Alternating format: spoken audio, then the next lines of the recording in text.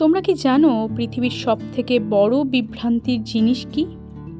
সবথেকে বড় বিভ্রান্তির জিনিসটি হলো যে কোনো মানুষকে একবার ভালো লাগলে সেই যে সারা জীবন ধরে ভালো লেগে যাবে, বা বিগত 5 বছর পর বা 10 বছর পরেও সেই মানুষটি আমার কাছে ভালো লাগা হিসেবেই থেকে যাবে, তার কিন্তু কোনো মানে নেই। যখন কোনো মানুষকে আমরা বলি তোমাকে আমার খুব ভালো লাগে বা তোমাকে আমি খুব ভালোবাসি, এই কথাটা কিন্তু সারা জীবনের জন্য নয়। এমনও হতে পারে যে হয়তো বা 1 বছর পরেই সেই মানুষটাকে আমার আর ভালো লাগবে না। সারা জীবন ধরে একটাই মানুষকে ভালোবেসে যাওয়া বা ভালো লেগে যাবে, সেটা কি কখনো হয় বা কখনো কি হতে পারে? সেই বড় বিভ্রান্তির বিষয়টি সবার কাছে এখনো পর্যন্ত ক্লিয়ার হয়নি।